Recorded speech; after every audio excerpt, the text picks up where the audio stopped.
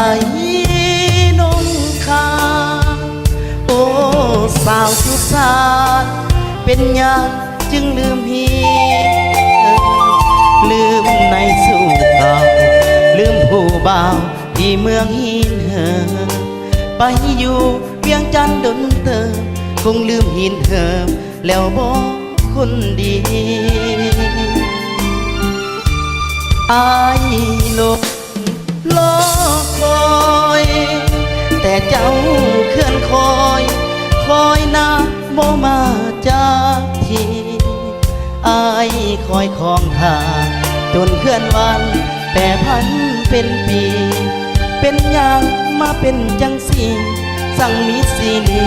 แทนน้องสามบานกันไว้เป็นอย่างเจ้าจึงบ่จำความหลังข้างเก่าฝนตกเสียงฟ้าห้องถึงข้าหนึ่ง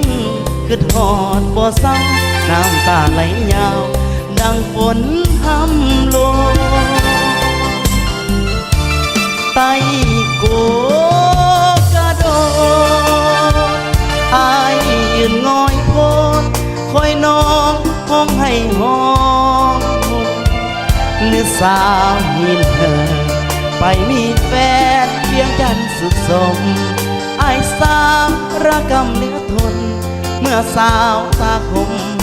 บ่คืนก้าวมา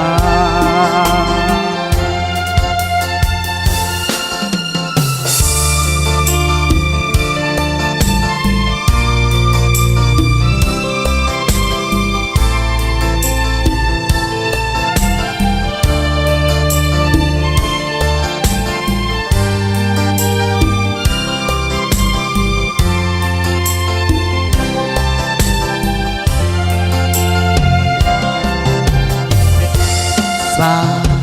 บานกันว่าเป็นอย่างจังจึงบ่จำความหลังข้างเก่าฝนตกเสียงฟ้าห้องถึงข้าหนึ่งคือทอดบ่เศร้าน้ำตาไหลยาวดังฝนทำลงไต้โกอายยืนงอยโพดคอยน้องห้องให้ห้องหดหรือสาวหินเหินไปมีแฟนเพียงจันทร์สุดสม